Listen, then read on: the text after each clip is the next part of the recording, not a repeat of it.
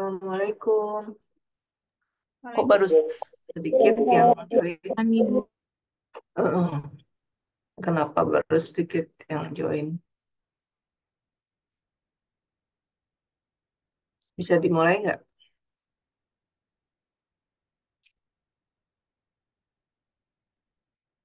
Dimulai.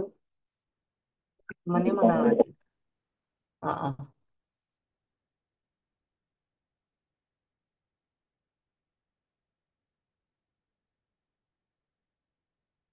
Jadi nggak apa-apa dimulai aja ya.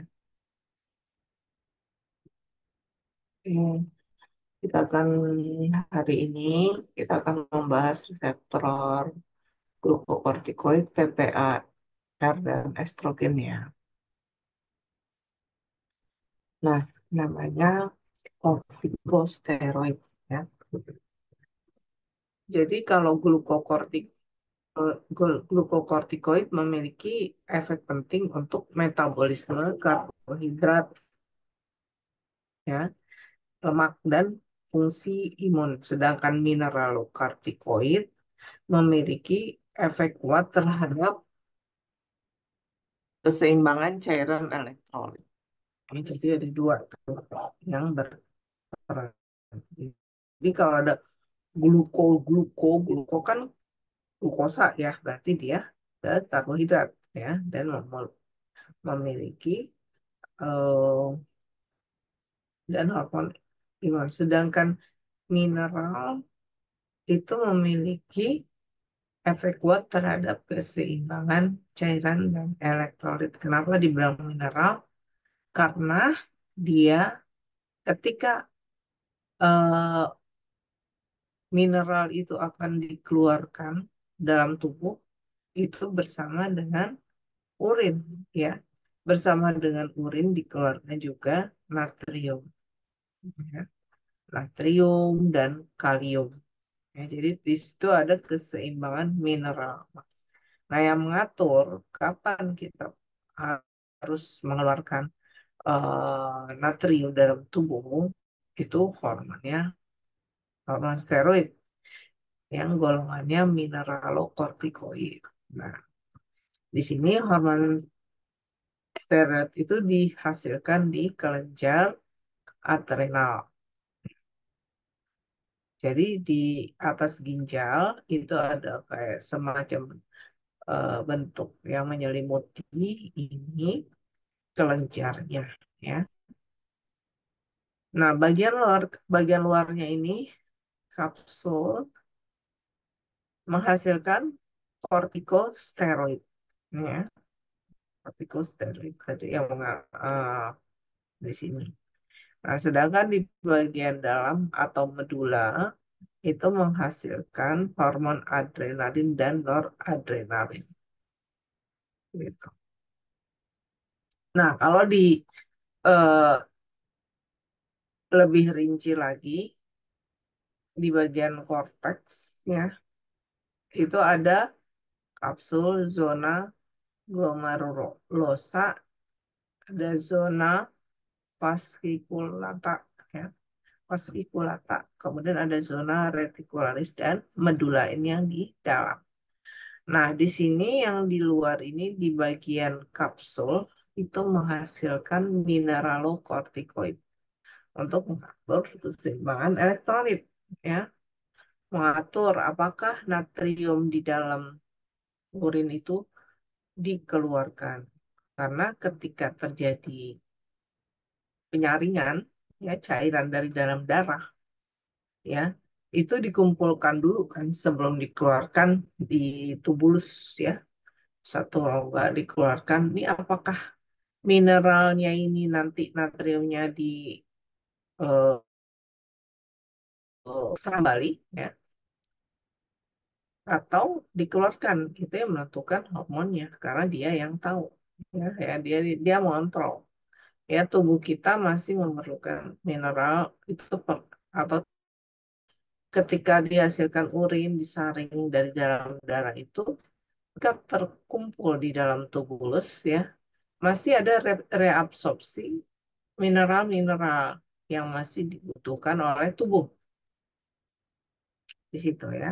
Nah, yang mengatur apakah mineral itu natrium dan kaliumnya itu dibuang ya bersama dengan pengeluaran urin atau tidak. Nah, itu hormonnya mengatur mineral kortikoid.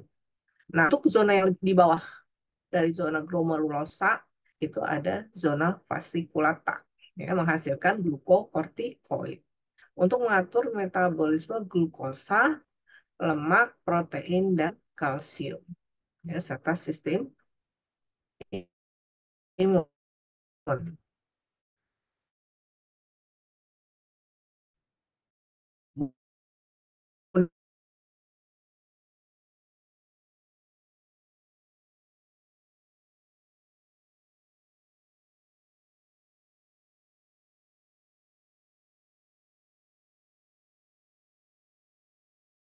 Ya, semua namanya kelenjar pituitari ya.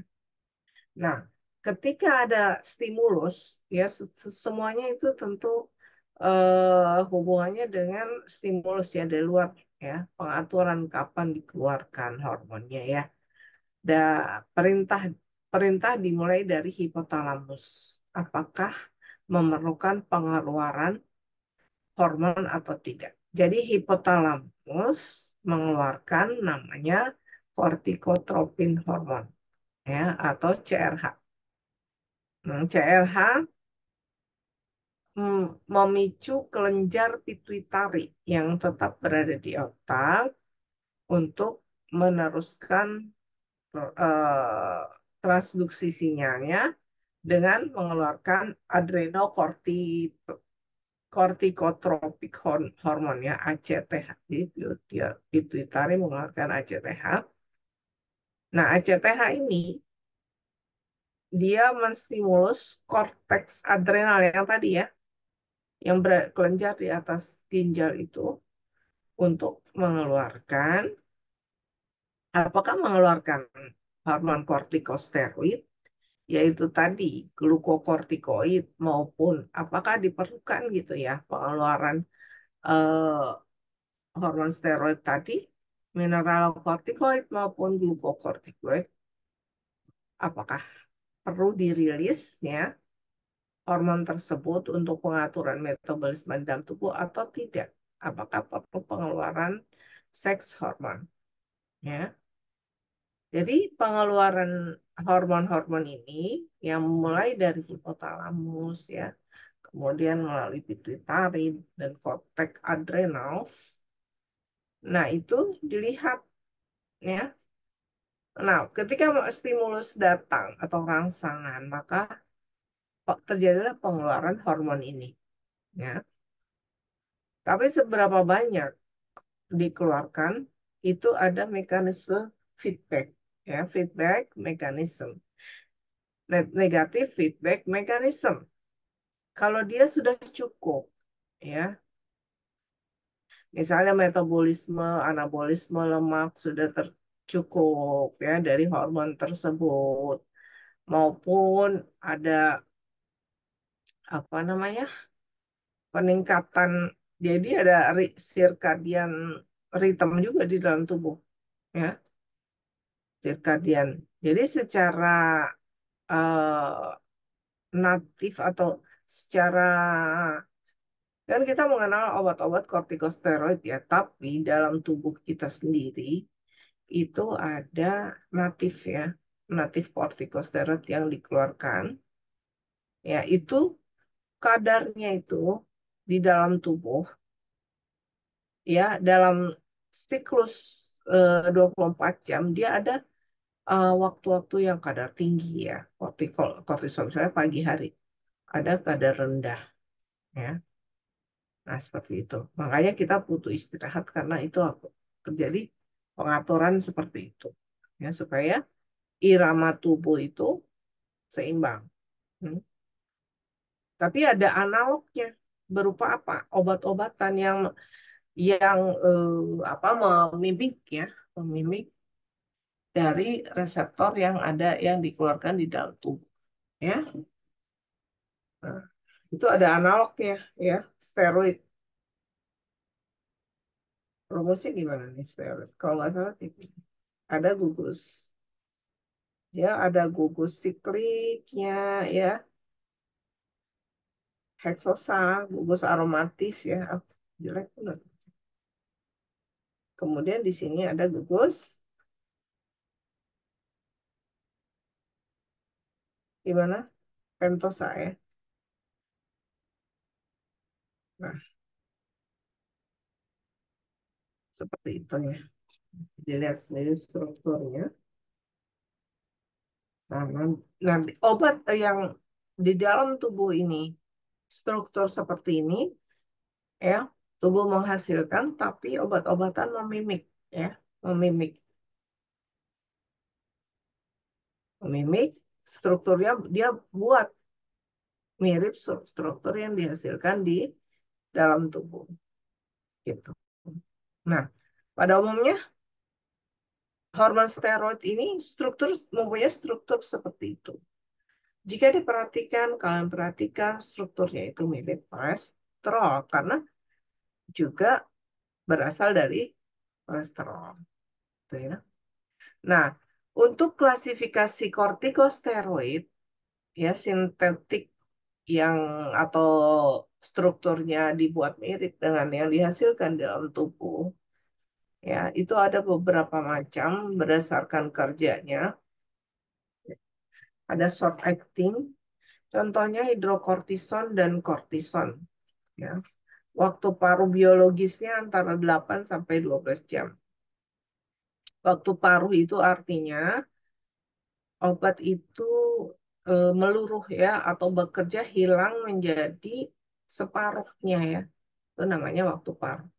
Misalnya dari dosis 10 mili setelah 8 jam jadi turun ya menjadi 5 mili. Kemudian 8 jam berikutnya 5 mili tadi menjadi 2,5 mili. Seperti itu. Kemudian ada yang mekanisme kerjanya intermediate acting yaitu prednison, prednisolon, metilprednisolon, tiamsinolon, waktu paruh 12 sampai 36 jam. Kemudian ada yang waktu paruhnya panjang atau long acting itu parametason, betametason, dan dexamethasone. Waktu paruh ini penting untuk diketahui untuk apa? Untuk memberikan informasi ya kepada pasien. Makan obatnya berapa dalam sehari itu berapa kali gitu. Ya, supaya dia bioavailabilitas atau ketersediaan dalam darahnya itu terus berlangsung, terus ada gitu. Jadi misalnya untuk yang short acting itu bisa 2 kali. Ya, untuk intermediate acting bisa sehari sekali. Atau long acting ya bisa 2 hari sekali, ya kan? Nah, penggunaan kortikosteroid itu luas ya, merupakan obat peradangan, ya kan? Kemudian juga terapi substitusi, replacement terapi untuk defisiensi hormon endogen, terutama hormon korteks adrenal. Dalam kasus misalnya ada gagal ginjal sehingga hormon kelenjar adrenalnya terganggu, ya, atau pertumbuhan sel yang tidak normal pada kanker, ya kan bisa aja kanker itu sampai ke kelenjar, ya, makanya diperlukan pengganti, ya, untuk kelenjar-kelenjar yang tidak dihasilkan, karena tubuh tetap memerlukan hormon tersebut untuk mengatur metabolisme di dalam tubuh, seperti itu yang ibu terangkan. Untuk glukokortikoid misalnya, untuk apa? Metabolisme karbohidrat, lemak, protein, ya. Kemudian untuk mineralokortikoid untuk apa? Untuk pengaturan sekresi mineral, ya, atau reabsorpsi mineral dari ginjal. Nah, ini dalam kasus kelenjar korteks adrenalnya terjadi kerusakan. Itu berarti kita mensubstitusi atau memberikan eh, hormon buatan. Ya. Tapi dalam kasus non-replacement terapi, diagnosisnya berdasarkan kemampuan menekan sekresi hormon. Jadi penggunaan kortikosteroid luas ya. Tentunya kalian di pelayanan udah tahu ya. Dalam kasus alergi, misalnya kan, ada alergi di kulit, gatal-gatal, ya. Kemudian ada asma, karena dia nyambung ke saluran, ya. Dia bisa melebarkan saluran pernapasan, ya. Nanti kita lihat ya seperti apa ya. Apa aja faktor-faktor yang, iya, faktor-faktor untuk apa namanya, apa aja yang bisa melebarkan pernapasan. Kemudian anemia, abses otak, abses ini kan inflamasi juga. Abses berarti dia ada pembengkakan, ya. Kemudian dengan penyakit ginjal dan inflamasi. Nah, mekanisme kerja sebagai antiinflamasi mulai, misalnya contoh, ketika tubuh kita mengalami luka, ya, maka dari membran sel, membran fosfolipids akan keluar steroid, ya, fosfolipase, ya, akan dihasilkan fosfolipid, ya, dari membran itu. Oleh fosfolipase, fosfolipid ini diubah menjadi asam arakidonat, ya, arakidonat. Lalu lebih lanjut lagi dengan COX, ya, siklooksigenase, ya, maka arachidonat ini akan dirubah menjadi prostaglandin, ya, cyclic adenoperoxidase atau prostaglandin. Jadi prekursor atau bahan baku dari prostaglandin ini adalah asam arachidonat. Diubahnya oleh siapa? Oleh siklooksigenase atau COX, ya.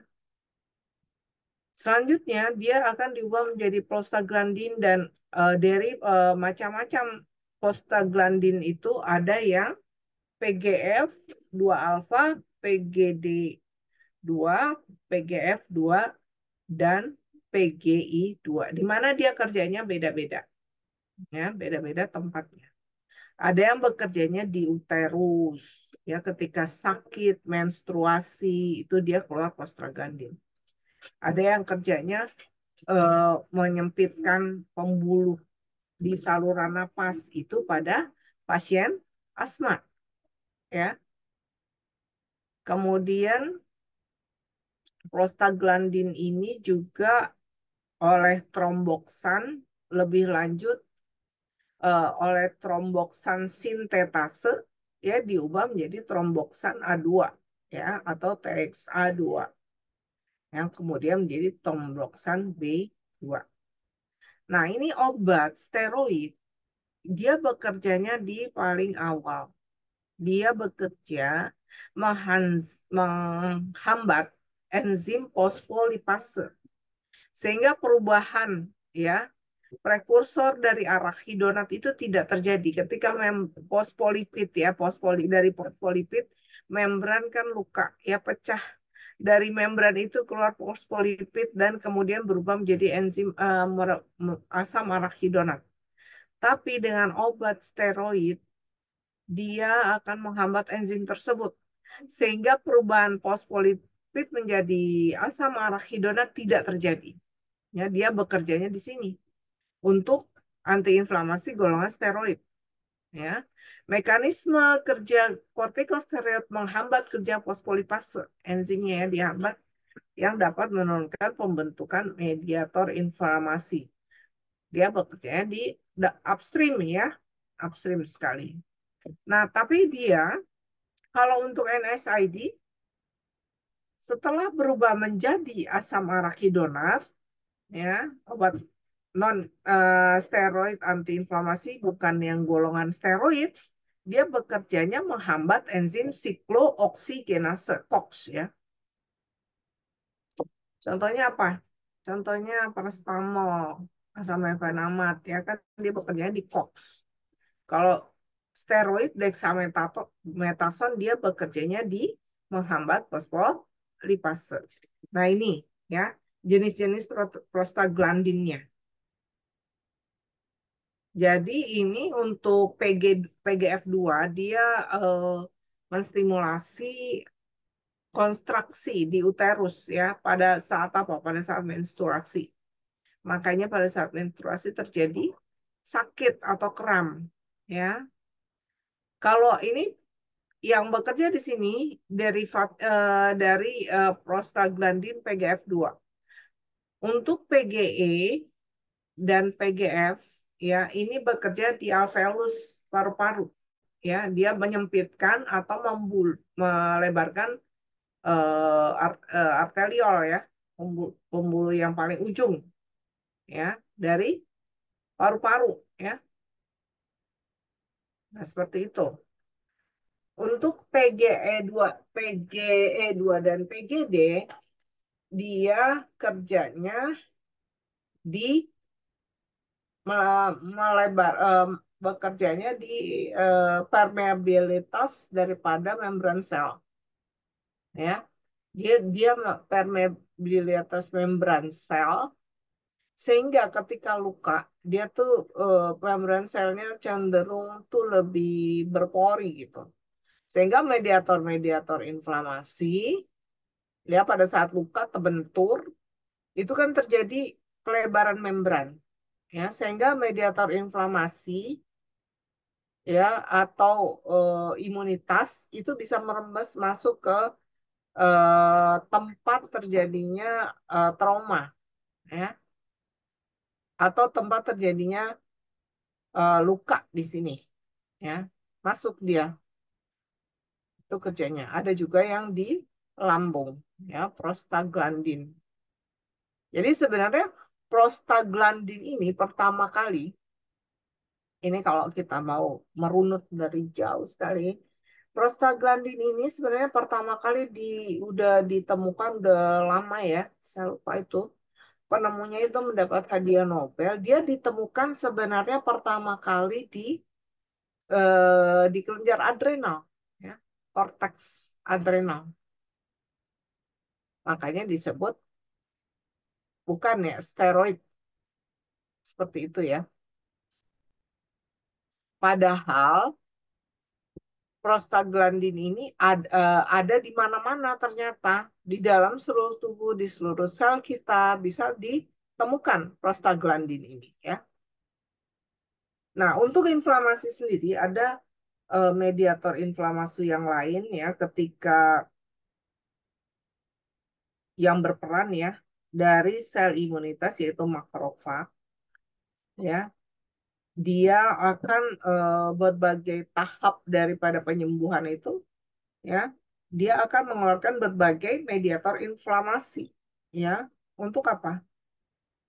Untuk menutupi luka. Kolagenase dia menghasilkan kolagen, kemudian etalase menghasilkan elastis ya. Jadi ada jaringan-jaringan yang debris-debris ya dari luka itu akan diingges ya, didigesten atau dihancurkan ya. Yang tidak penting misalnya sisa daripada mikroorganisme ketika lukanya itu ditumbuhi oleh mikroorganisme maka akan dimakan ya digest itu mulainya dari makrofag. Karena kalau terjadi inflamasi, mediator-mediator imunitas dari dalam tubuh kita juga akan datang. Ya. Kemudian ada faktor pembekuan darah, ya.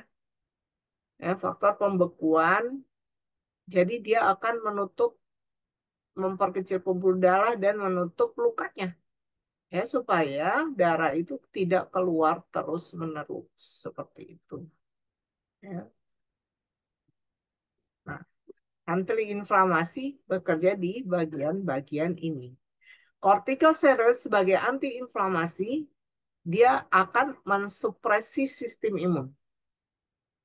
Ya, inhibisi aktivasi limfosit dan makrofag dan membentuk enzim-enzim yang dapat menurunkan pembentukan enzim-enzim yang dapat merusak jaringan. Ya. Mekanisme kerja antiinflamasi itu metilprednisolon, kalian lihat ya, dia akan menekan faktor inflamasi. Oleh sebab itu, metilprednisolon dia akan menurunkan apa? Menurunkan respon imun kita, ya. Nah, ini ada gunanya juga ketika dilakukan transplantasi, maka kita memerlukan obat golongan steroid untuk menekan sistem imun, ya, karena supaya transplantasi, misalnya transplantasi ginjal atau apa gitu ya, dia tidak dianggap organ asing gitu, ya, oleh imunitas kita. Jadi imunitasnya ditekan seperti itu. Dia akan prosedurnya dia akan melakukan vasodilatasi, ya kan, vascular leakage, ya. Jadi vaskularisasi. Kemudian dia akan pada fase akhir dia akan eh, mukosa edema, jadi terbentuknya bengkak ya, mukus sekresi ya. Pada akhirnya dia akan menghasilkan mukus ya, mukus kalau inflamasi kan kayak gitu ya, mukus sekresi, jadi kayak bernanah gitu untuk tahap terakhirnya ya, inflamasi. Kemudian ada epithelial damage dan bronkospasm. Jadi bronkusnya itu eh, menyempit ya, bronkus di paru-paru menyempit sehingga dia apa akan merilis. Jadi tadi dari PG1 itu ya, itu adalah mekanisme kerja anti alergi kortikosteroid ya.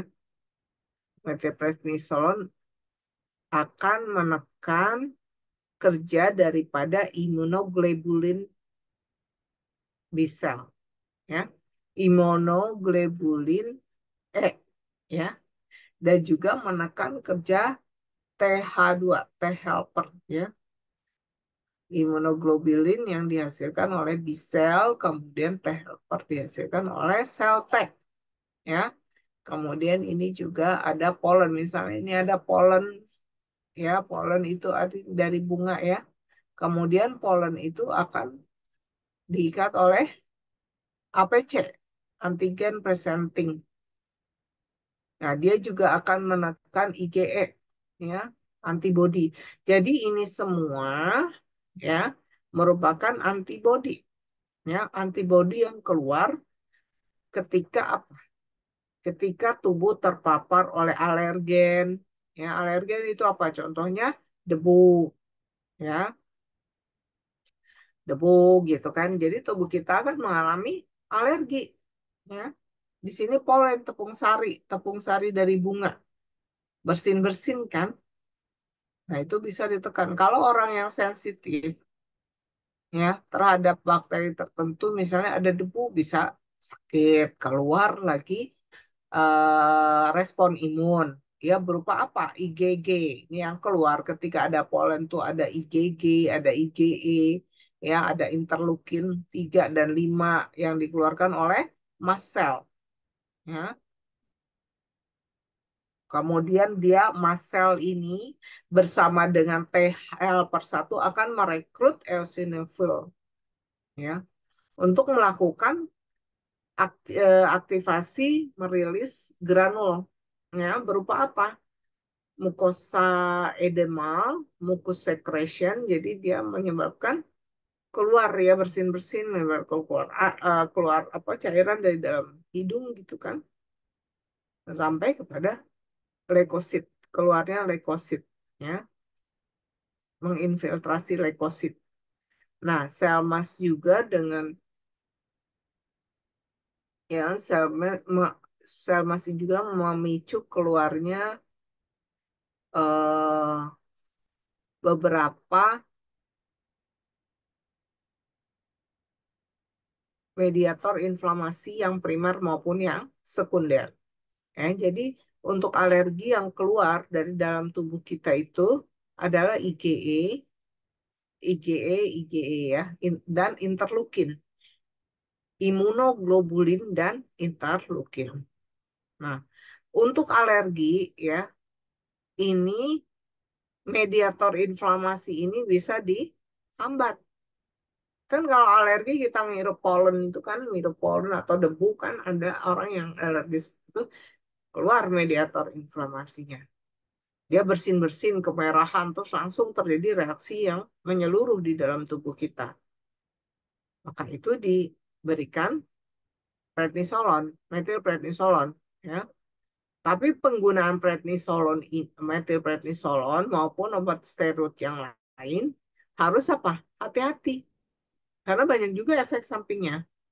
Alergi seperti ini apa ada imunoglobulin kemudian interleukin yang keluar ini akan dihambat ya kerjanya karena dia kan menyebabkan bersin-bersin. Bersin-bersin dan menyebabkan tubuh itu merah-merah dan gatal ya. Supaya supaya supaya kita nggak dikit-dikit ngirup debu atau ngirup apa sari-sari bunga yang kecil ya pada orang yang rentan sensitif alergi kita makan peradangan karena pada orang tertentu ada yang reaksinya begitu hebat ya tidak semua orang reaksinya sama ya. Nah ini merupakan terjadinya alergi ya seperti itu.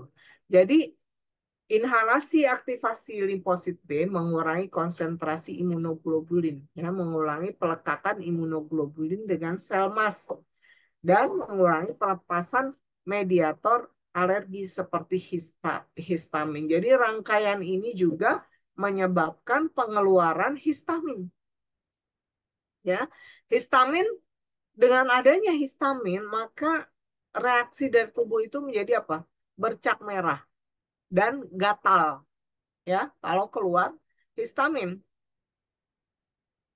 Oleh sebab itu si penderitanya itu yang terinfeksi akan merasa tidak nyaman kalau gatal ya. Gatal-gatal tubuhnya kemerah-merahan itu akan merasa tidak nyaman ya, seperti itu. Nah, steroid itu dipakai di sini. Nah, seperti saya sudah jelaskan bahwa penggunaannya itu harus bijaksana ya, tidak boleh dikit-dikit mentang-mentang oh ini cepat ngilangin peradangan kasih steroid kasih jangan ya. Jadi kita harus lihat benefit dan efek sampingnya itu mana yang lebih tinggi. Kalau memang diperlukan dia memerlukan steroid dalam jangka panjang tentunya dengan pertimbangan bahwa benefitnya itu lebih tinggi daripada efek sampingnya ya bisa digunakan dalam waktu yang lama boleh ya tentunya di dalam pengawasan dokter. Tapi jangan dia dikit-dikit kasih steroid, terus obat-obatan tuh kan apa banyak yang dicampur ya. Nah, dengan steroid sehingga tubuh itu merasa oh lebih enak badan gitu kan, lebih nggak capek karena kan apa atau cepat sembuh ya dicampur ya dengan steroid atau mau cepat gemuk ya padahal yang gemuk mukanya aja, pipinya aja yang gemuk kayak gitu. Nah, ini efek sampingnya kalian lihat banyak ya. Untuk pengobatan di mata itu dia kalau penggunaan lama dia akan menyebabkan katarak. Nah, ini ada moon face juga wajahnya itu menjadi seperti gemuk ya, gemuk. Ini kemudian pelemakan di abdominal juga meningkat ya. Kemudian ada ini pelemakan di punggung. Ini namanya buffalo hump ya. Nah, efek samping yang lain penggunaannya tak terkendali itu menyebabkan hipertensi ya. Kemudian ada reaksinya pada kulit juga lebih tipis ya. Kemudian dia akan menyebabkan juga pengurangan massa otot ya. Massa otot bahkan sampai ke dalam tulang ya, menyebabkan pengeroposan di tulang ya. Ini terlalu banyak ya. Ini efek samping yang digunakan. Dan juga pada kasus penyembuhan luka, maka dia akan lebih lama ya. Nah, ini efek-efek sampingnya kalian pelajari. Ibu udah jelaskan ya, jadi ada hipertensi juga, hipertensi intrakranial, ada katarak, kemudian ada moon face, wajahnya menjadi eh, ini wajahnya menjadi gemuk ya, kelihatan gemuk. Ini ada buffalo hump, ada hipertensi banyak ya. Kemudian ada penumpukan lemak di bagian perut, ada pengaruh ke kulit, juga ada mengganggu massa otot ya. Kemudian sampai ke osteoporosis. Jadi sebenarnya pengaturan hormon steroid ini diatur oleh tiga ya, eh, tempat ya, tiga tempat dari organ tubuh kita yaitu hipotalamus ya, pituitari dan adrenal ya. Jadi HPA, hipotalamus, pituitari dan adrenal ya. Jadi kapan kapan dalam tubuh kita diperlukan ya rilis rilis daripada hormon tersebut itu ada seperti Ibu jelaskan. Oh ini stop dulu ya, tubuh kita tuh akan memberikan sinyal ya. Jadi di adrenal ketika jumlahnya tuh yang dirilis sudah cukup ya, kemudian urin sudah dikeluarkan, kemudian apa namanya, dalam tubuh kita juga sudah tidak ada inflamasi ya, sudah sembuh inflamasi, maka si apa si adrenal ini akan mengeluarkan sinyal kepada hipotalamus untuk stop ya, kepada pituitari ya, karena kan dari hipotalamus sinyalnya diteruskan ke pituitari baru ke kelenjar adrenal ya. Tapi kalau di kelenjar adrenal ini sudah cukup, maka akan memerintahkan ke hipotalamus untuk menghentikan pengeluaran tadi ya, mediator-mediator untuk menyampaikan transduksi sinyal. Apa contohnya? ACH ya, ACTH yang tadi ya. Nanti tadi kan udah dijelaskan ya sama Ibu. Kalau dosis besar jangka pendek tidak menimbulkan supresi HPA aksis ya. Pemulihan efek supresi HPA aksis yang diinduksi oleh glukokortikoid itu memerlukan waktu beberapa minggu ya sampai beberapa bulan. Bahkan beberapa pasien ada yang sampai 1 tahun atau lebih. Jadi untuk penggunaan kortikosteroid jangka panjang, maka dokter akan mengatur untuk penghentian penggunaan obat ini dengan menurunkan dosis secara gradual berkala ya. Jadi dosisnya dari mulai misalnya dimulai 50 mili ya selama 1 bulan, lalu diturunkan menjadi berapa? 40 misalnya kan, 1 bulan. Kemudian bulan depannya lagi turun 30 ya, bulan depannya lagi turun lagi 20 ya, misalnya turun-turun secara bertahap sampai pada dosis terkecil ya, misalnya 4 mili sehari. Nah setelah 4 mili eh, diturunkan jadi 4 mili seminggu gitu kan, setelah 4 mili seminggu baru rilis. Jadi untuk penggunaan steroid jangka panjang itu namanya di taper off ya, pemberian dosisnya seperti itu ya, penurunan dosis secara gradual ya. Untuk obat-obat steroid sendiri yang dibilang kalau pernah dengar kan obat dewa ya, obat segala macam penyakit, tapi dalam pemberiannya itu juga tidak boleh penghentian mendadak ya, dosisnya diatur sehingga diharapkan tuh tubuh tuh tidak kaget gitu karena kan ada mekanisme feedback ya, negatif feedback mechanism gitu dari dalam tubuh. Jadi caranya seperti itu.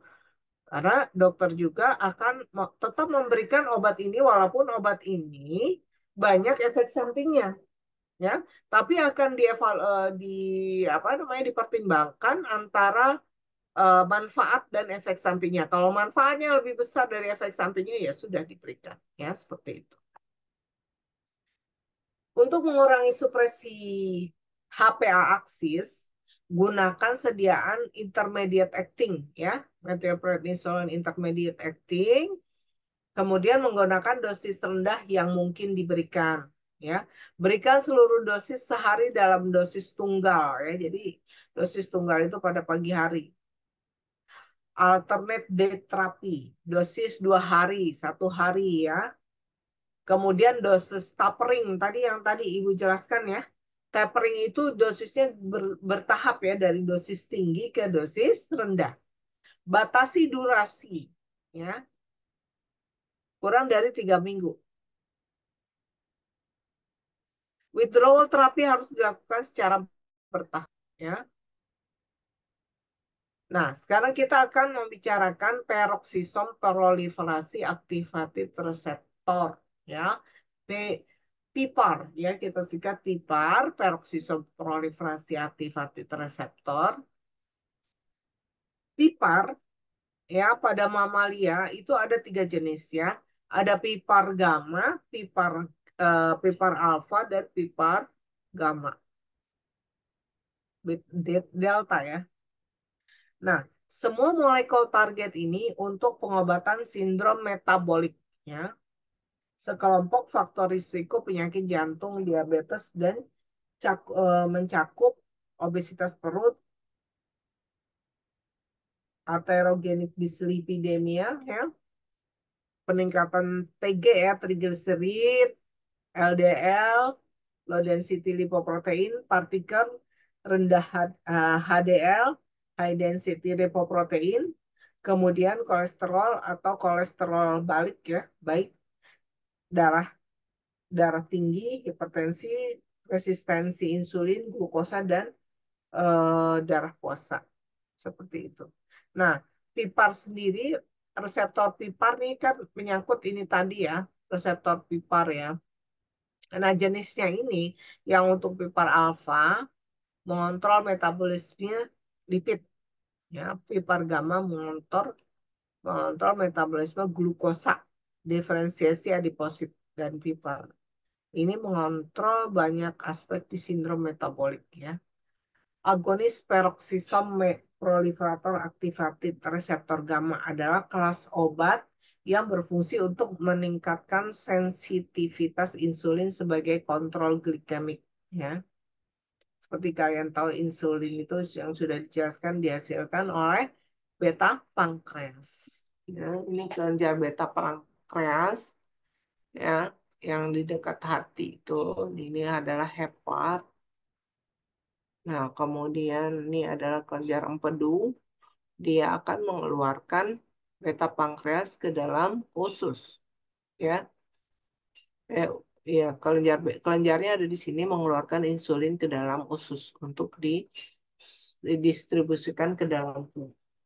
Ini ada pioglitazone, yang obat DM juga ya. Adalah obat golongan thiazolidinediol. Menambah sensitivitas terhadap insulin yang dikembangkan untuk terapi DM tipe 2. Pada percobaan hewan, pioglitazone mengurangi karakteristik hiperglikemia, hiperinsulinemia, hipertriglisemia. Jadi hiper itu berarti tinggi ya. TG, LDL, HDL ya, untuk pasien DM tipe 2 dan perubahan metabolik yang dihasilkan. Kenapa di sini PIPAR itu karena dia reseptornya ada di dalam sel, ya seperti itu. Nah, aksi insulin Aksi biologi insulin pada orang normal, insulin jika berikatan dengan reseptor menyebabkan transduksi sinyal. Ini udah sering Ibu bahas ya. Nah, sinyal pertama akan menyebabkan translokasi GLUT4 ke membran sel, ya.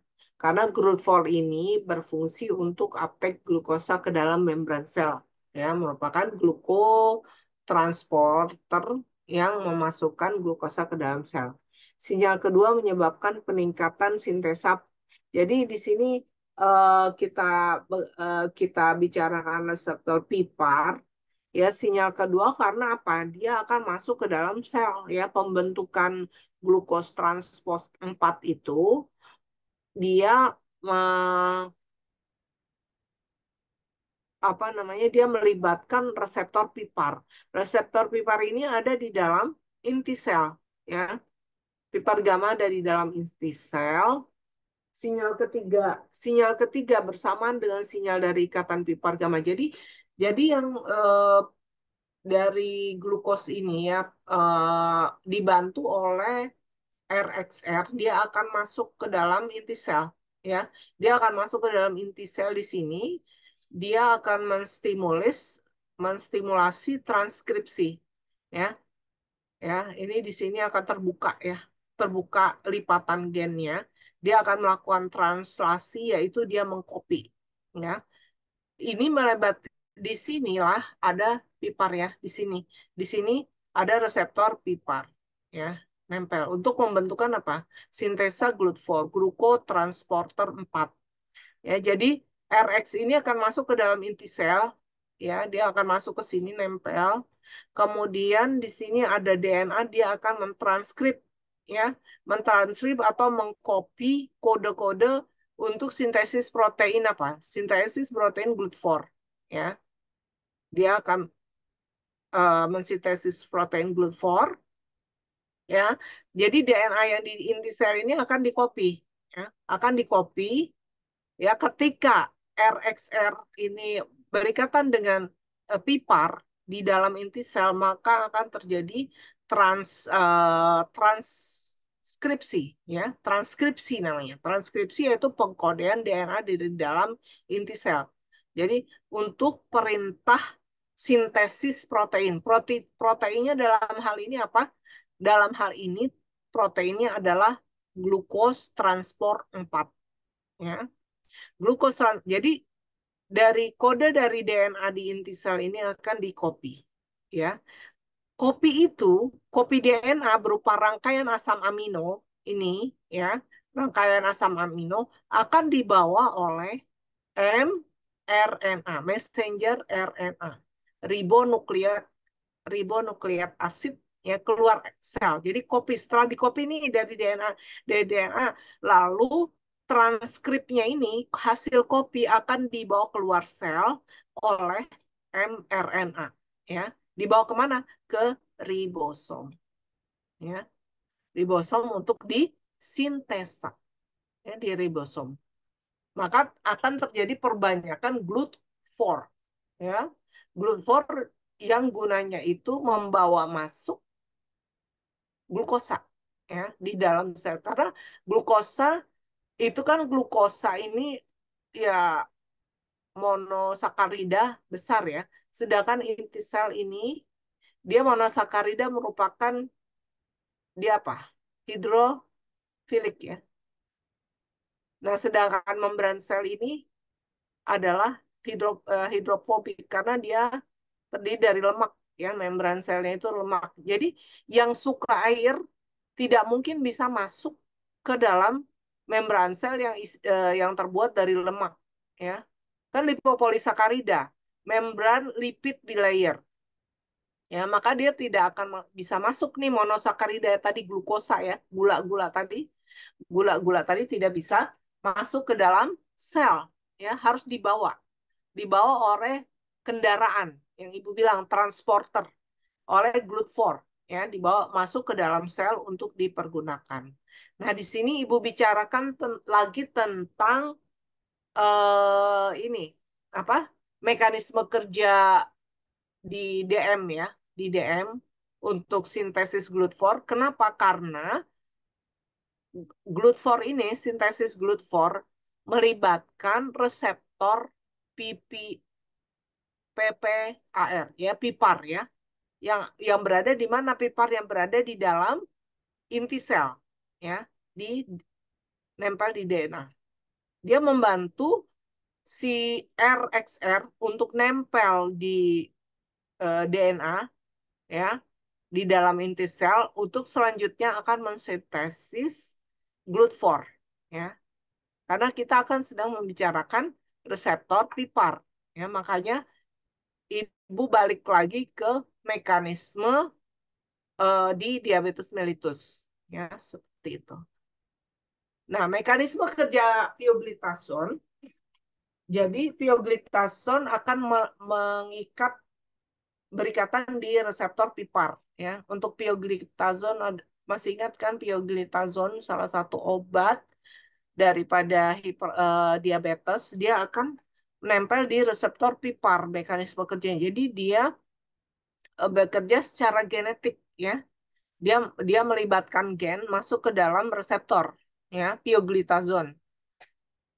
Kemudian aktivasi PIPAR gamma menyebabkan terjadinya transkripsi protein untuk memperbanyak dan mentranslokasi GLUT4 ke permukaan sel. Nah, GLUT4-nya ini tadi setelah disintesis GLUT4-nya ya. Ini kan nih Ibu udah jelaskan di sini ada dibawa oleh messenger transkripnya ya, atau kopiannya dibawa oleh messenger RNA. Di ribosom dia akan disintesis, lalu terjadi translokasi. GLUT4 yang semula berada di sitosol di bagian tengah, dia akan uh, menuju membran sel, ya, menuju membran sel untuk apa? Untuk memasukkan glukosa ke dalam sel untuk digunakan, ya. Makanya glukosa bisa dimanfaatkan di dalam sel. Dari mana glukosanya? Dari dalam darah, ya. Glukosa yang berada di pembuluh darah, dia beredar di pembuluh darah, dimanfaatkan oleh sel dengan bantuan glukos transport 4 ya, karena glukosa itu tidak bisa langsung masuk ke dalam sel ya, seperti itu. Nah, untuk meningkatkan pemanfaatan glukosa ya pada pasien diabetes mellitus, maka meningkatkan intake ya, intake glukosa dari darah ke dalam sel, maka si obat pioglitazon ini diberikan supaya glukos transport 4 itu banyak ya. Banyak sehingga glukosa yang ada di pembuluh darah itu bisa dimanfaatkan ya. Jadi glukosa yang ada di pembuluh darah bisa dimanfaatkan oleh sel ya. Dia bekerjanya dengan melibatkan reseptor PIPAR ya, seperti itu. Nah, itu udah reseptor PIPAR, kemudian kita masuk ke estrogen. Kita masuk ke dalam sistem endokrin. Sistem endokrin, suatu kumpulan kelenjar buntu yang melepaskan suatu pembawa sifat atau hormon ya. Jadi di dalam tubuh wanita maupun pria itu ada berbagai kelenjar yang menghasilkan hormon ya untuk mengatur ya. Ada hormon yang dihasilkan dari hipotalamus yang ada di otak. Nah, di otak ini yang agak besar ya, hipotalamus, nggak terlalu besar juga sih hipotalamus. Kemudian ada kelenjar kecil ya, kelenjar pituitari yang sebesar kacang ya, kecil tapi dia menghasilkan berbagai hormon yang tadi ya, kortikosteroid. Dia menstimulus ya pembentukan kortikosteroid. Jadi dia memberikan sinyal kepada adrenal untuk menghasilkan hormon kortikosteroid. Kemudian juga ada kelenjar tiroid yang ada di leher ya.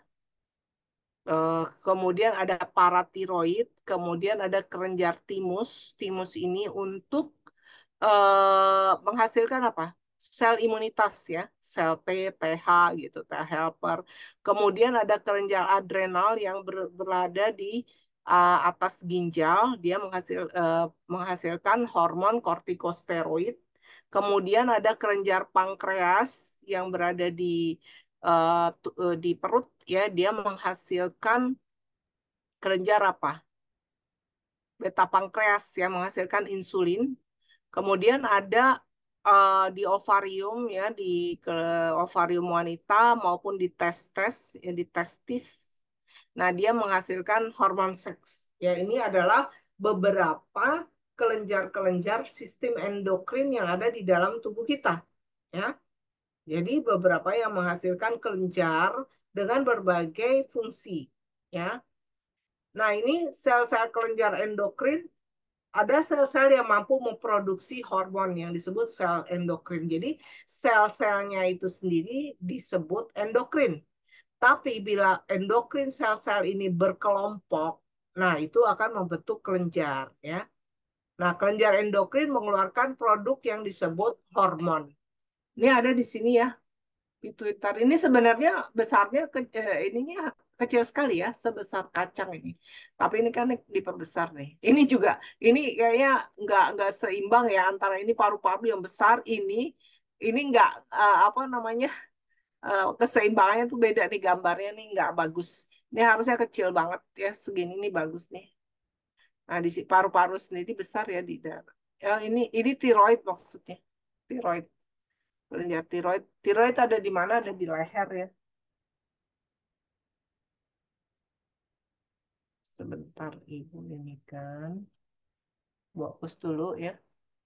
Belum sampai ke sini kita. Tadi ini di otak ya pituitari. Kemudian tiroid ada di leher kalau kita lihat di dalam tubuh ya. Kemudian ini korteks adrenal ada di atas ginjal. Kemudian ini ada di folikel, ada di induk telur, ada di ovari ya. Kemudian ini testis itu menghasilkan hormon juga, hormon endokrin. Ini adalah kelenjar-kelenjar yang ada di dalam tubuh kita dan letak-letaknya ya.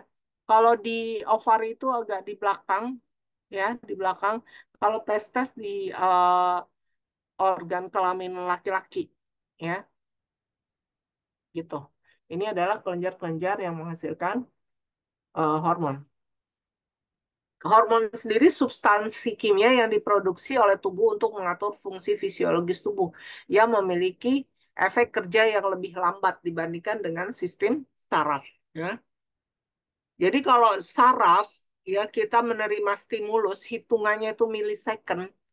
Kalau hormon itu bekerjanya agak lebih lambat daripada eh, saraf ya. Jadi ketika kita menstimulus atau ada rangsangan misalnya luka ya kan luka untuk penyembuhan luka ketika luka itu kan memerlukan waktu lebih dari seminggu untuk menutup lukanya ya dibandingkan dengan saraf ya. Saraf misalnya kita melihat sesuatu langsung oh kita lagi bekerja, kita lagi membaca atau kita mau makan itu kan responnya milisecond. Hormon memiliki fungsi sebagai pembawa pesan untuk koordinasi organ tubuh, ya. Jadi untuk hormon ini, Ibu sudah jelaskan bahwa apapun ya di dalam tubuh kita itu ada kesetimbangan, ya. Baik neurotransmitter, penghantaran sinyal itu tidak boleh berlebihan, ya. Tidak boleh berlebihan jumlahnya. Makanya tubuh kita akan menghancurkan ya menghancurkan atau memanfaatkan kembali merecycle gitu ya untuk dipergunakan dan juga demikian juga dengan hormon ya hormon itu juga ada mekanisme umpan baliknya negatif feedback jadi kalau udah digunakan kalau udah diperintah dari pituitari ke kelenjar adrenal sudah dihasilkan hormon gitu kan lalu sudah misalnya media inflamasinya sudah mereda maka akan dari korteks adrenal ya akan mengirimkan sinyal ke otak gitu. Oh, stop nih hormonnya sudah cukup, jangan diproduksi lagi. Jadi misalnya ada satu inflamasi dalam tubuh kita, maka dia akan diproduksi banyak. Tapi kalau inflamasinya sudah teratasi, maka dia akan sedikit ya untuk memerintahkan untuk stop kurangi gitu. Pembentukan hormonnya kurangi. Jadi diperintahkan dari dalam tubuh kita untuk mengurangi hormonnya. Maka itu akan adalah feedback negatif ya. Nah, hormon-hormon ini sendiri dari ovari dan dari otak ya, dari hipotalamus itu akan mensekresikan releasing hormon ya. Releasing hormon ya, FSH, follicle stimulating hormone atau disingkat FSH, dan luteinizing hormone atau disingkat LH ya. Ini yang bekerja pada apa? Uterus. Ya, untuk apa?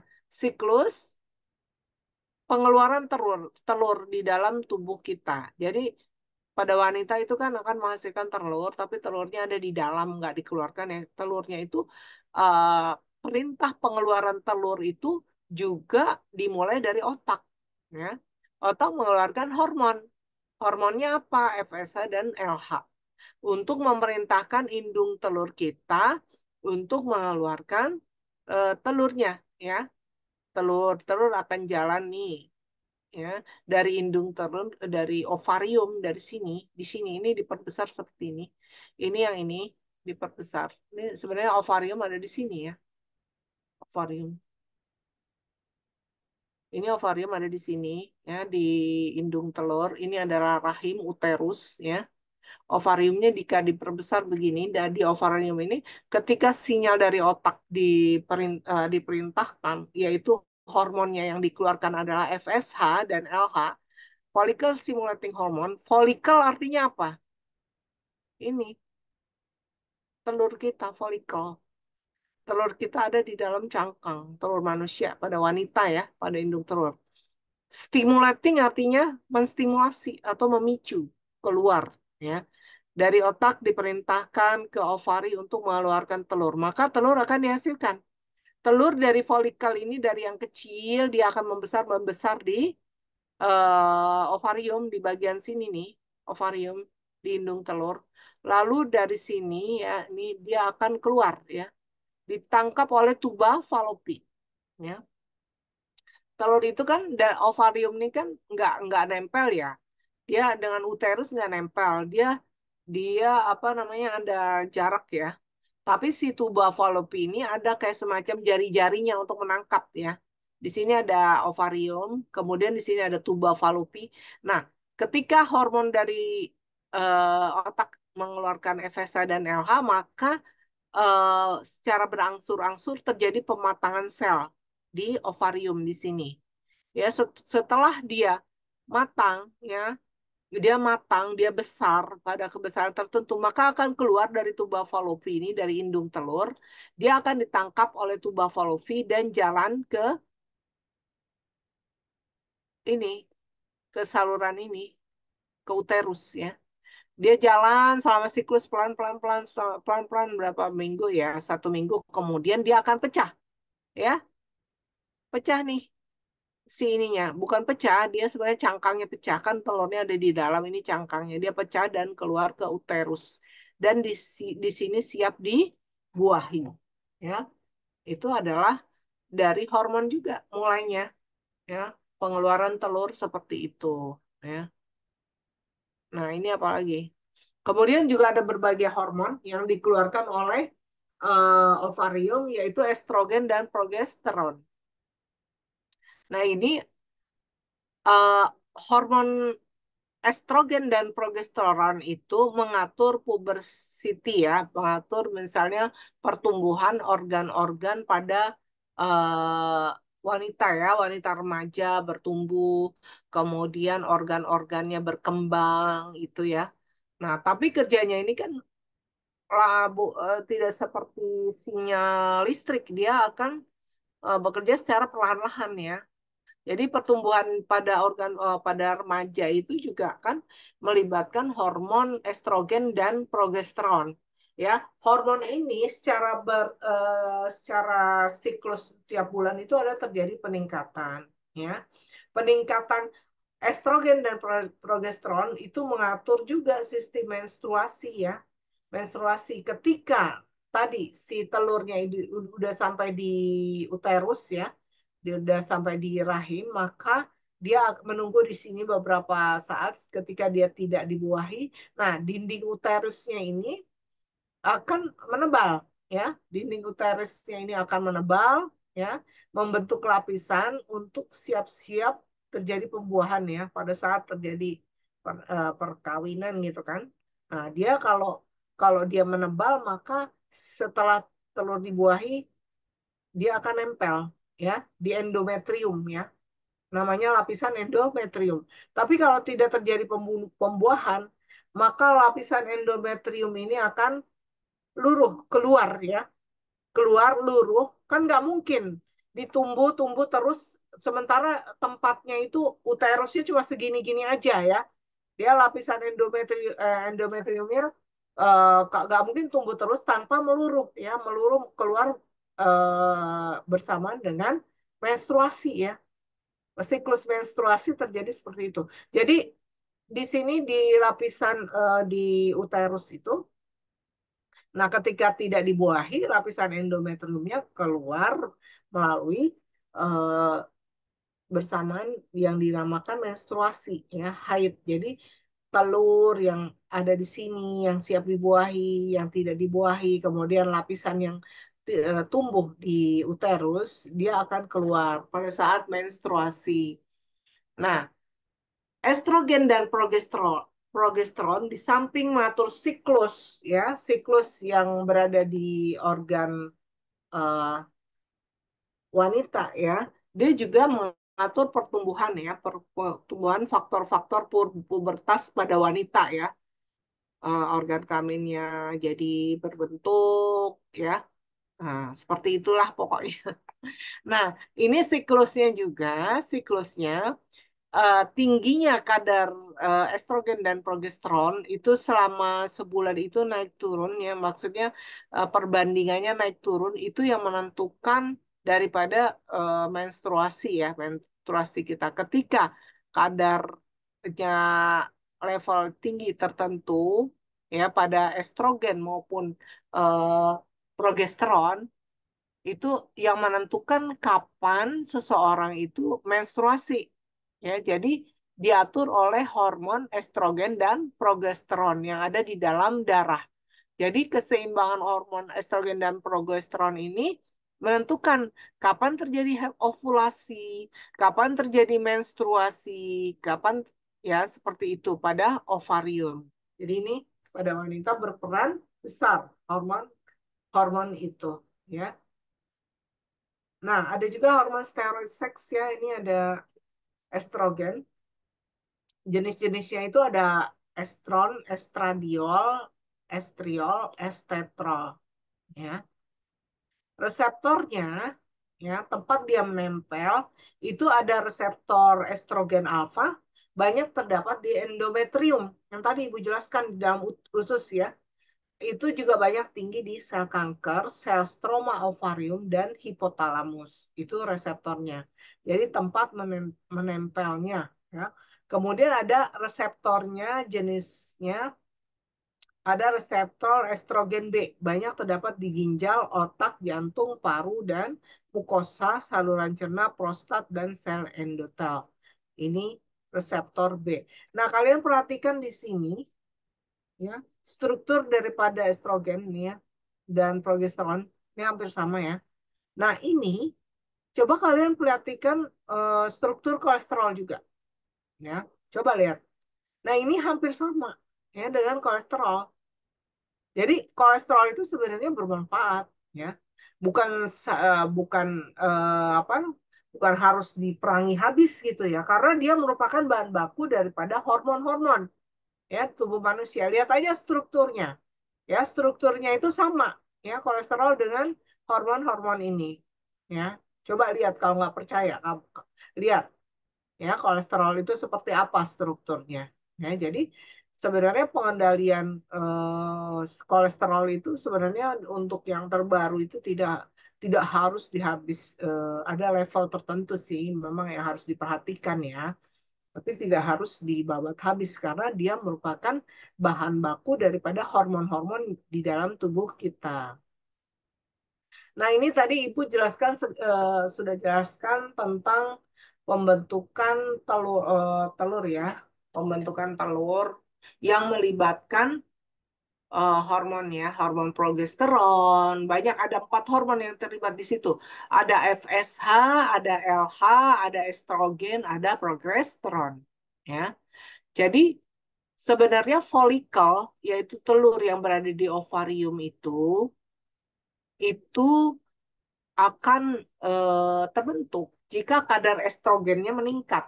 Ya, kadar estrogen yang tinggi ya akan tapi tidak setingginya kadar estrogen ini diatur juga ya oleh feedback mechanism tadi. Jadi ada level-level tertentu yang sudah pada puncaknya ya, sudah optimum, dia akan turun lagi. Jadi seperti itu. Ketika dia sudah kadarnya dalam puncaknya udah tinggi nih, seperti ini ya ilustrasinya, grafiknya ya. Ketika dia sudah tinggi, dia akan eh, turun ya, memerintahkan otak untuk stop FSH, stop LH gitu kan. Karena kan mulainya dari pembentukan ovum ya telur yang ada dalam tubuh kita dari folikel ya, folikel. Jadi mulainya tuh ovum tuh mulainya dari nggak ada gini ya, cuma bakal-bakal ovum aja secara genetik ya. Kemudian dia tumbuh besar besar besar. Mulainya seperti ini nih, kecil-kecil ya, kecil gitu kan. Terus seiring dengan meningkatnya kadar ya, dia jadi terbentuk besar seperti ini. Ya, tadinya dari scratch aja, dari kayak apa mukus, saya kayak semacam jaringan lendir gitu ya. Tapi lama-lama kalau eh, sudah ada ininya apa hormon yang dari dalam dari dari otak dikeluarkan FSH dan LH maka dia akan membesar membesar membesar gitu ya di dalam apa ini di dalam ovarium. Ya, pada kadar tertentu si hormon estrogen itu nggak mungkin dia terus meningkat tanpa henti. Jadi dia ada feedback negatif. Jadi pada kadar tertentu dia akan menurun lagi, ya. Nah, sebagai gantinya akan dilepaskan LH, ya, atau luteinizing hormon. Perubahan dari FSH menjadi LH mengakibatkan follicle degrowth. Jadi ketika si luteinizing keluar, maka follicle degrowth ini akan pecah ya mengalami ovulasi. Jadi ini terjadi di mana? Di ujung daripada tuba Fallopi ya. Tadi yang Ibu jelaskan kan tuba Fallopi kan seperti ini ya. Gimana ya? Sebentar ya. Tuba Fallopi ingat nggak yang tadi gambar di atas? Ini ada uterus ya kan. Kemudian ini keluar. Kemudian ini ada kayak semacam tangannya ya. Ini kan tuba Fallopi. Nah, ini tuba Fallopi ada dua. Ah, tuba Fallopi nyambung ke mana? Apa nah? Ovarium yang ini. Ini ovariumnya di sini nih ya. Kalau diperbesar seperti ini. Nah, dia kan keluar nih. Si telur nih, seumpamanya sudah jadi telur ditangkap ya oleh tuba, masuk ke sini. Ya, ke sini masuk dia. Jalan nih, dia jalan.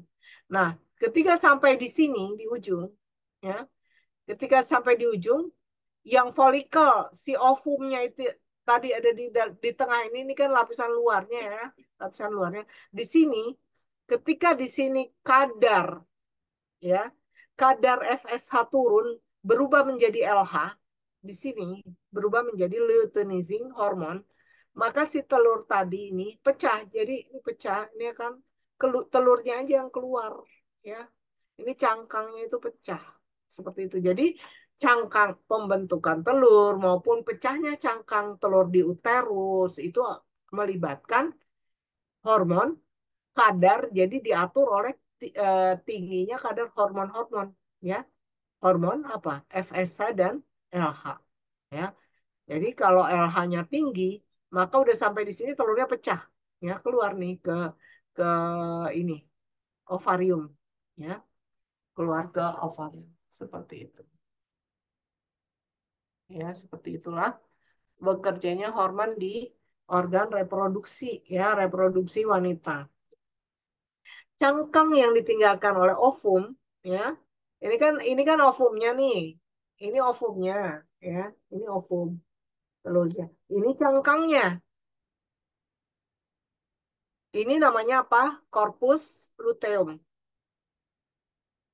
Ini cangkangnya dipertahankan, di recycle untuk memproduksi progesteron yang penting untuk penebalan dinding rahim. Jadi cangkang ini dimanfaatkan kembali oleh tubuh ya dengan mekanisme tertentu, panjang juga itu rangkaiannya untuk dimanfaatkan kembali dalam tubuh untuk menghasilkan apa?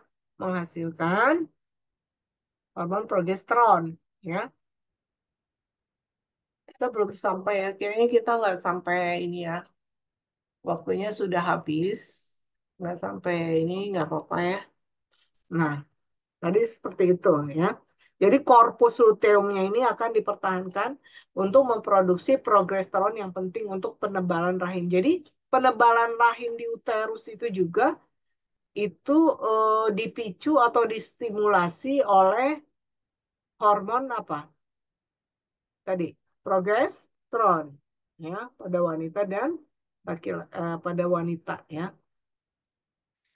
Nah, ini untuk selama proses ovulasi ya, kemudian peruruhan lapisan endometrium itu akan terjadi pembengkakan pada wanita tertentu akan mengalami PMS ya. Jadi suka sakit gitu ya, sakit kemudian dismenor ya. Jadi kadar kadar penyakitnya itu stage-stage-nya ada endometriosis. Endometriosis itu kan jadi ada pembentukan massa ya di endometrium, penebalan dinding rahim. Kemudian ada benjolan, adenomiosis ya. Jadi pada eh, ketidakseimbangan hormon, ya, dimulai dari ketidakseimbangan hormon, maka akan memicu berbagai penyakit pada tubuh manusia, pada tubuh wanita khususnya ya. Ada penyakit yang kram perut, yang sederhana itu PMS. Kemudian ada penyakit yang kramnya itu lebih hebat, yaitu dinamakan dismenor. Kemudian ada pembentukan dinding rahim yang tebal ya, itu endometriosis ya. Kemudian ada suatu massa atau benjolan ya. Jadi ketidakseimbangan hormon itu juga menyebabkan penyakit ya atau adenomiosis. Seperti itu. Ini waktunya sudah habis ya. Kayaknya nggak bisa selesai untuk satu sesi. Masih ada waktu nggak? Masih ada waktu 10 menit ya. Nah, PMS merupakan kumpulan gejala psikologis dan fisik, ya.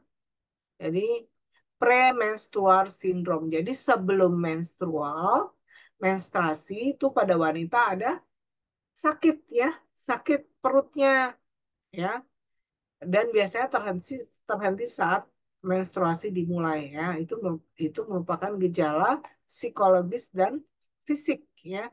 Penyebabnya yaitu tadi bisa jadi ketidakseimbangan hormon atau pembentukan lapisan endometriosis.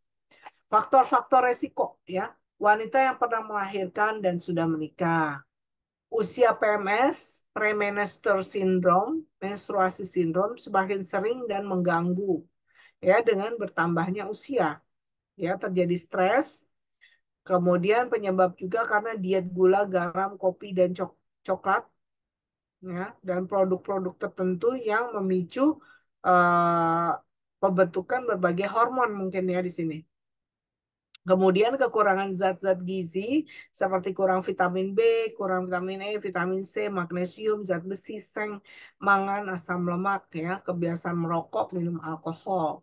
Kemudian kurang gerak ya, gerak itu perlu untuk melancarkan hormon-hormon ya dan mendistribusi apa supaya tidak menumpuk ya, tidak menumpuk dan pembentukan sintesa hormonnya itu juga seimbang ya, makanya perlu.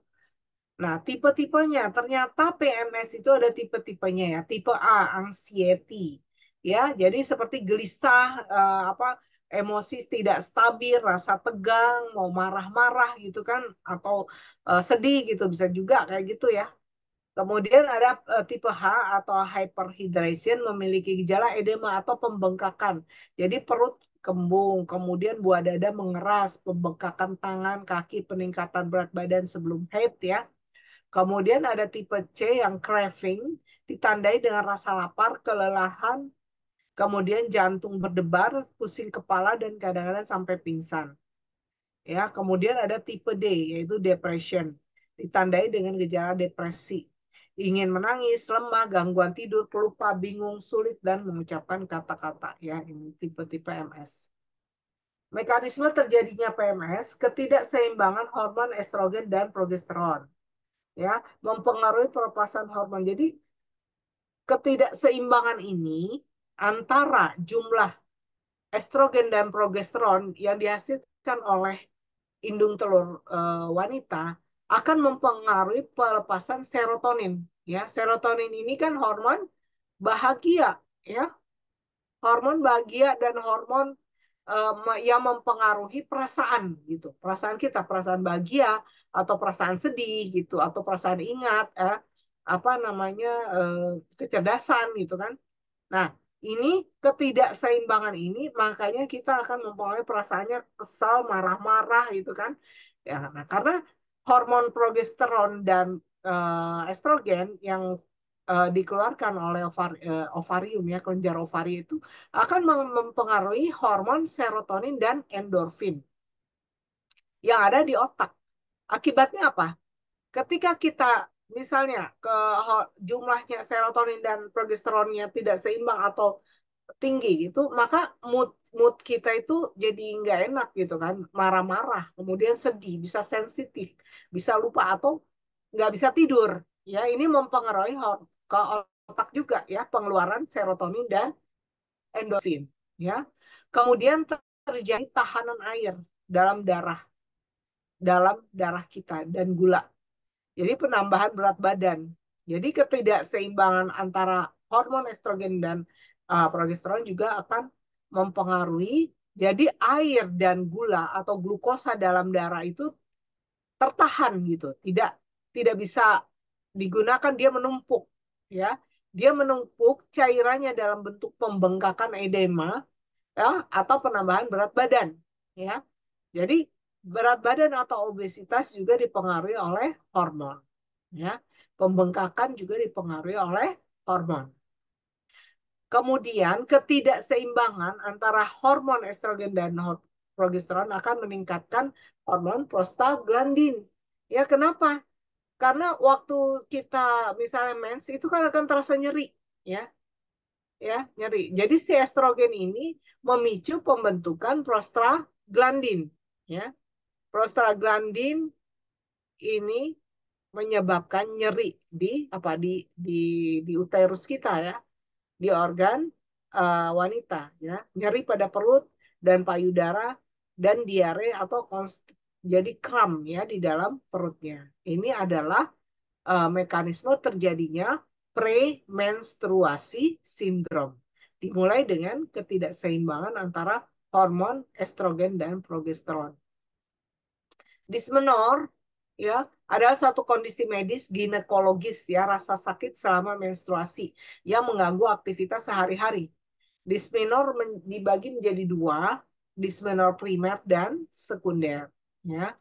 Dismenor primer adalah menstruasi yang menyakitkan pada wanita dengan anatomi panggul normal, biasanya dimulai pada masa remaja ya. Hal ini ditandai dengan timbulnya rasa nyeri pada panggul ya, pada bagian bawah ya, di perut sebelum dan awal menstruasi ya, berlangsung 1 sampai 3 hari ya. Nah, hormon progesteron turun, estrogen masih tinggi ya. Tadi kan di ovarium dihasilkan progesteron dan estrogen. Maka terjadi peningkatan prostaglandin ya, prostaglandin E2, EP1 dan EP3. Nah, prostaglandin ini akan menyebabkan kontraksi ya pada uterus ya. Uterusnya kontraksi atau membengkak gitu ya. Nah, pembengkakan atau kontraksi uterus ini itulah yang menyebabkan nyeri pada saat haid ya. Nah, tapi sebaliknya ya, ketika vasopresin tinggi ya, prostaglandin ini vasopresin tinggi dan oksitosin. Oksitosin adalah hormon untuk yang bekerja untuk mengeluarkan air susu ya, atau vasopresin untuk kontraksi ya, mengkontraksi uterus. Nah, ini juga menyebabkan vasokonstriksi ya. Nah, vasopresin tinggi dan oksitosin tinggi itu menyebabkan vasokonstriksi. Ya, itu juga menyebabkan uterusnya itu mengkerut ya, kontraksi ya. Itu juga menyebabkan nyeri. Makanya ketika haid juga payudaranya tuh sering juga ini apa? Membesar ya. Karena apa? Ada hormon oksitosin. Oksitosin dikeluarkan dari otak, makanya payudaranya juga agak membesar, mengeras gitu.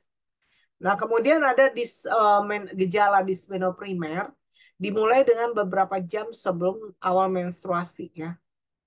Kejadiannya tuh berlangsung antara 2 sampai 3 hari, digambarkan seperti kram ya.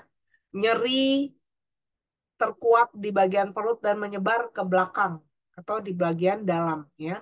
Gejalanya yaitu ada diare juga ya, nyeri panggul bagian bawah dan termasuk sakit kepala. Bisa sampai bahkan mual dan muntah.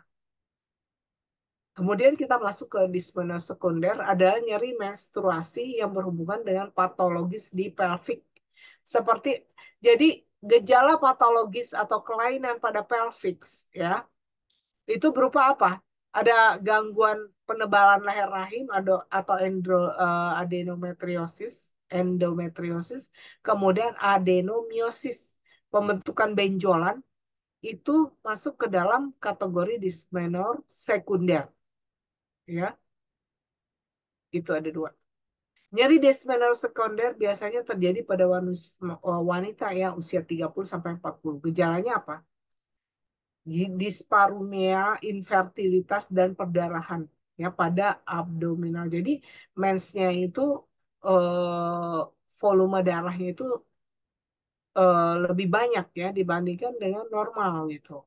Jadi itu juga harus diwaspadai terjadinya dismenor ya atau penebalan dinding rahim. Nah, kalau endometriosis adalah radang yang terkait dengan hormon estradiol dan estrogen berupa pertumbuhan jaringan. Jadi ada tumbuh jaringan di endometriumnya ya yang disertai perambatan pembuluh darah sehingga menonjol keluar rahim ya. Nah, nyerinya itu menyebabkan nyeri pelvik seperti itu ya. Itu untuk endometriosis. Eh, Aktivitas endometriosis, sel endometrium dalam cairan menstruasi masuk ke dalam rongga peritoneal. Jadi tadi sel-sel ya, penebalan yang ada di uterus dia akan masuk ke rongga peritoneal ya. Itu ada dia akan terikat dan menginvasi dan merangsang sistem imun ya karena ini adalah organ asing ya. Jadi ada satu yang baru, maka akan keluar sistem imunitas tubuh kita yang akan menyerang ya. Lalu ini juga bisa terjadi eh, angiogenesis atau pembentukan pembuluh darah ya atau antiapoptosis. Jadi masanya itu akan semakin besar ya. Dan karena sel-sel itu membutuhkan pembuluh darah, maka akan terbentuk jaringan ya, terbentuk pembuluh darah lanjutan. Nah, inilah yang menyebabkan masa ini ya, pembentukan pembuluh darah di rahim dan pembesaran sel itu yang menyebabkan nyeri ya. Nyeri akibat endometrium yang menginvasi sel-sel tubuh di dalam uterus ya seperti itu. Ini kalau adenonya nih. Kalau adenomiosis ini terjadi pembengkakan ya, ada massa yang tumbuh di sekitar leher rahim. Adenomiosis adalah penetrasi tumbuhnya jaringan endometrium ya ke dalam miometrium. Ke dalam apa? Miometrium itu adalah sel otot rahim. Jaringan endometrium yang salah tempat ini seharusnya kan dia tumbuh di sini ya. Ini salah tempat dia, salah alamat ya dia ini. Ini seharusnya dia tumbuhnya di sini ya. Mana sih?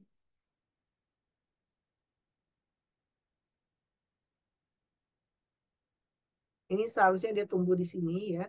Nih, nih, seharusnya dia tumbuh di sini lapisan tadi yang untuk persiapan pembuahannya ya. Tumbuh di sini, seharusnya di sini aja dia tumbuh.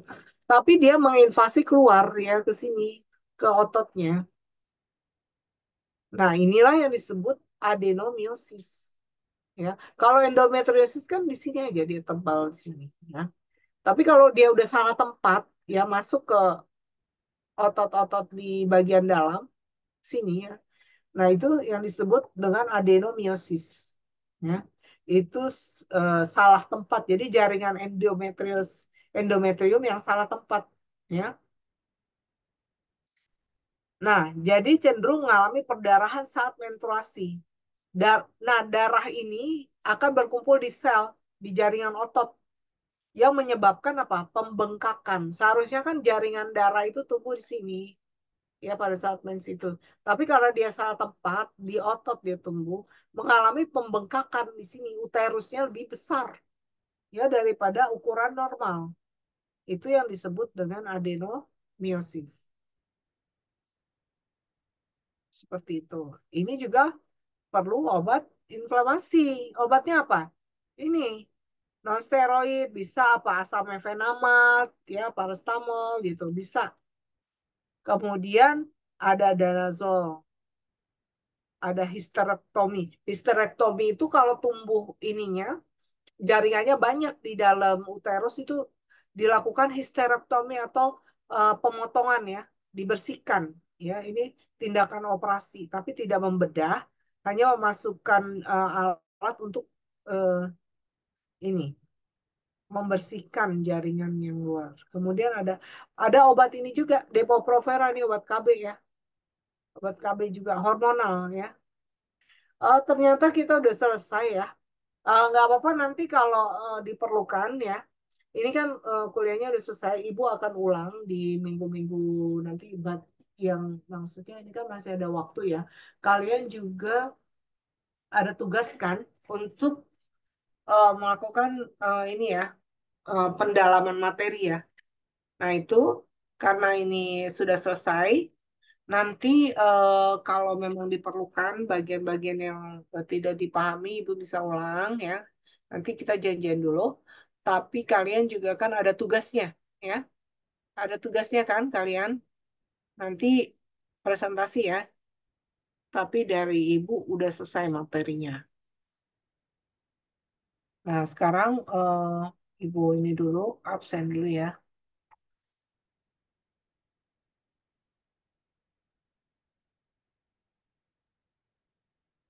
Apakah ada yang ingin ditanyakan? Hmm? Ada yang ingin ditanyakan?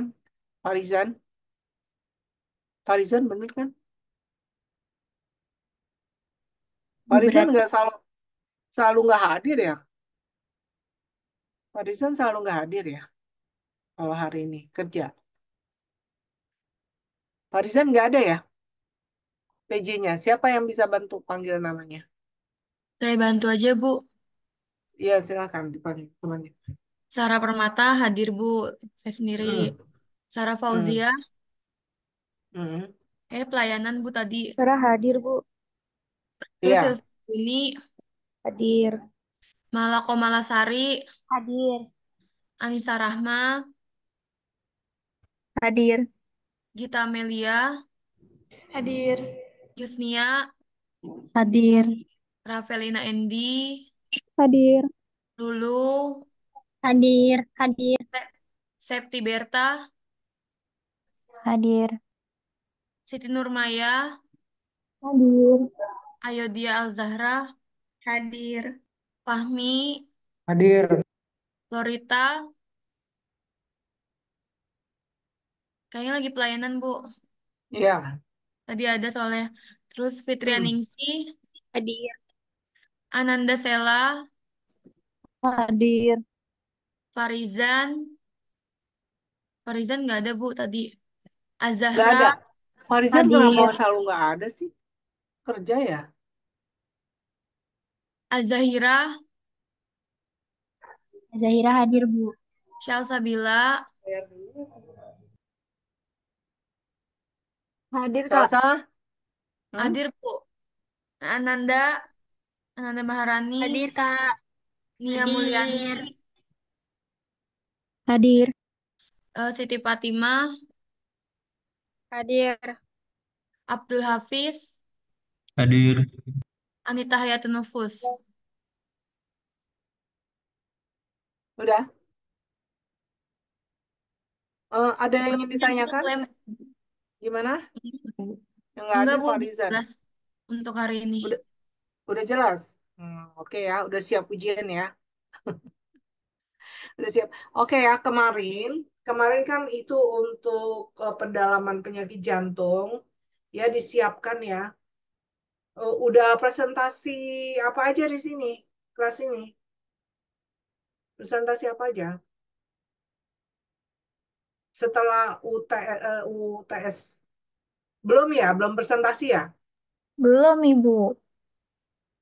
Ya untuk penyakit jantung ya, obat-obat penyakit jantung dan mekanismenya disiapkan. Ibu kan setiap sesi itu ada ibu ini kan, ibu apa namanya, ibu minta kalian untuk pendalaman. Dicatat ya. Ibu soalnya nggak mungkin nginget satu-satu, oh, kelas ini udah selesai apa belum, karena kan kelasnya bukan di sini aja. Ya, pokoknya semua disiapin. Nanti kalau enggak, ibu minta semua. Ya, ibu minta semua pendalaman. Ya, kalau misalnya kalian nggak inget apa-apa yang di ibu suruh ini kan semuanya ibu minta bikin lagi ya. Ya, karena masih ada waktu beberapa minggu. Ya, itu aja. Ada yang ingin ditanyakan? Cukup jelas? Cukup, Ibu. Baik, kalau tidak ada yang ditanyakan, terima kasih atas kehadirannya. Selamat melanjutkan aktivitas. Wassalamualaikum warahmatullahi wabarakatuh. Waalaikumsalam. Terima kasih, Ibu. Terima kasih, Bu. Ya, sama-sama.